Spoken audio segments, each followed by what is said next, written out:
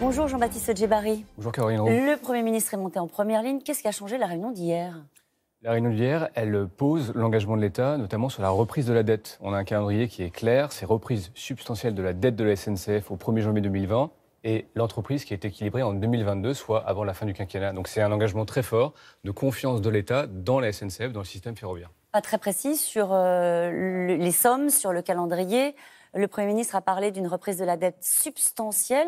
On se dit que dans le choix du calendrier, il y a peut-être la volonté d'attendre que la France présente des résultats à l'équilibre et notamment qu'elle sorte de la procédure des déficits excessifs le 23 mai. C'est ça qui se joue ? C'est ça qui se joue. Vous savez que c'est environ 35 à 40 milliards de dettes qui pourraient être repris par l'État. Moi, j'avais annoncé ce chiffre-là en commission et en séance dans l'hémicycle.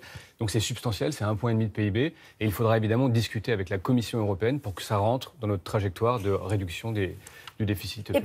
Et pourtant, ça ne change rien. Il y a des syndicats qui sont sortis hier en disant le compte n'y est pas.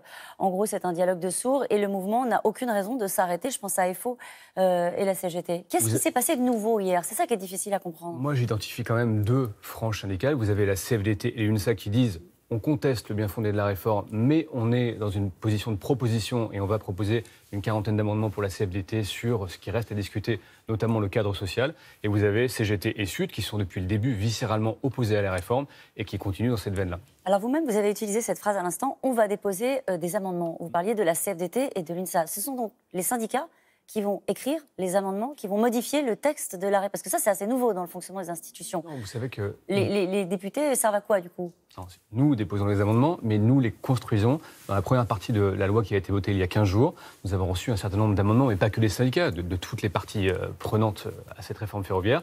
Et nous travaillons un certain nombre d'amendements, nous les reprenons à notre compte, nous les modifions, et le cas échéant, nous les intégrons à la loi. Ça se passe comme ça.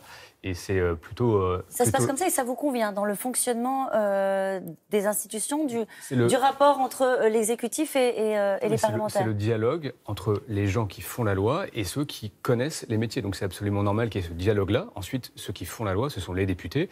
Et sur les quarantaines d'amendements qui avaient été proposés par la CFDT et l'UNSA lors de la première partie de la loi, nous en avons pris 5. Donc vous voyez que nous filtrons de façon satisfaisante, je crois. Et là, cette fois-ci, vous les connaissez déjà, les amendements, les pistes qui pourraient... Le Premier ministre a déjà donné quelques éléments. Là encore, c'est l'exécutif qui flèche un peu les discussions. Mais si ça vous convient, ça roule. Mais quelles sont les pistes sur lesquelles vous pouvez avancer? Nous travaillons sur le principe du volontariat et sa déclinaison un petit peu fine. Donc, savoir ce que fait un cheminot quand il est transféré dans une entreprise. Et donc, pour la partie amont, volontariat, sur quelle base géographique, fonctionnelle, etc. Et nous travaillons par ailleurs sur... le gouvernement, pour le coup, travaille sur un accord de méthode pour que l'État soit partie prenante dans toute la négociation de la convention collective qui devrait donc être mise en place avant le 1er janvier 2020. Est-ce que l'exécutif et la majorité, plus précisément, puisque vous êtes là ce matin, ce sont une forme de responsabilité vis-à-vis des usagers en disant il faut que ça se termine vite? Est-ce que l'objectif, c'est de tenir le bras de fer et montrer, comme l'a dit le Premier ministre, qu'il est inflexible, qu'il ne lâchera rien? Ou est-ce qu'à un moment donné, vous vous dites qu'il faut quand même, et on est comptable de ça, sortir de cette situation plus vite? Mais la responsabilité, vous avez raison, elle est collective. Et d'abord parce que le système ferroviaire est dégradé. Vous savez que le réseau en moyenne, il a 30 ans d'âge, c'est 80 ans parfois sur les petites lignes, que la qualité de service, elle baisse. Et ce n'est pas un fantasme, ce n'est pas un caprice gouvernemental de dire qu'on était le 2e système ferroviaire en 2012, le 5e en 2015 et on est le 7e en 2017. Jusqu'où s'arrête-t-on? Donc la réforme, elle est faite pour les usagers, en premier lieu, et pour les cheminots, parce que pérenniser un outil de travail, c'est aussi garantir les emplois dans les années qui viennent. C'est une bonne réponse, mais la question, c'était comment on en sort? Et est-ce que vous vous sentez une part de responsabilité en disant on ne peut pas tenir le bras de fer de posture le plus longtemps parce qu'il faut sortir de ce conflit-là? Si on regarde le calendrier, ça veut dire que après le deuxième vote de l'Assemblée, il y aura un vote au Sénat et en commission mixte paritaire autour du 12 et 15 juin, c'est ça? En tout cas, c'est notre objectif, nous, c'est de continuer à discuter avec les syndicats, améliorer le texte dans la mesure où on peut l'améliorer et on a encore quelques mesures à faire passer, et effectivement se retrouver avec nos collègues sénateurs mi-juin pour essayer de clore cette séquence, au moins sur le point de vue de la loi. Est-ce que Air France pourrait disparaître? Des compagnies aériennes ont disparu, c'est le cas de Alors la question c'est, est-ce qu'Air France pourrait disparaître? C'est le ministre de l'économie, c'est pas rien qui dit ça. Alors Air France est en difficulté financière. Elle a fait une bonne année en 2017, mais dont les résultats sur le groupe Air France-KLM sont largement portés par KLM.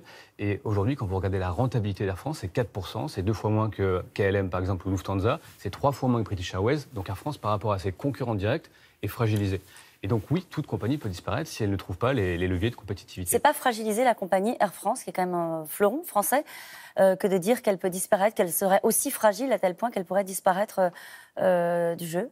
Air France a les ressources. Ce sont des mots de Bruno, le ministre de l'économie. Je suis plus contrasté que ça. Je pense qu'elle est fragile, mais disparaître dans l'état, elle doit se réformer, elle doit avoir un projet ambitieux, elle doit pas, par exemple, passer ce qu'elle a fait dans le début des années 2000 face au phénomène low cost, moyen courrier. Aujourd'hui, vous avez des compagnies comme Norwegian qui se positionnent sur le long courrier à bas prix, qui sont des modèles extrêmement performants. Et Air France doit aussi se positionner sur ces nouveaux marchés. Est-ce que c'est le gouvernement qui doit choisir le nouveau patron d'Air France ?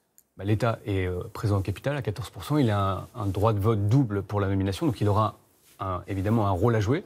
Et moi, je souhaite que, contrairement à une pratique assez habituelle où on a tendance à nommer des technocrates, des polytechniciens, des énarques, on réfléchisse à un modèle ou à une équipe dirigeante issue du cru, qui connaît ce secteur, qui a une vision, qui ait beaucoup d'envie pour la compagnie. Une phrase signée Emmanuel Macron. Il compare certaines revendications sociales au sacrifice d'Arnaud Beltrame. C'était dans un documentaire publié hier sur France 3. Vous êtes raccord avec cette phrase ? Et c'était plus complexe que ça. Il disait que la France était aussi des idées et des valeurs qui parfois sont supérieures aux intérêts personnels, à la propriété matérielle. C'est ça le sens de la phrase. C'est vrai que si on isole la petite partie sur les APL et 50 €, ça peut être choquant. Mais la phrase était plus complexe que ça. Merci beaucoup Jean-Baptiste Djebbari.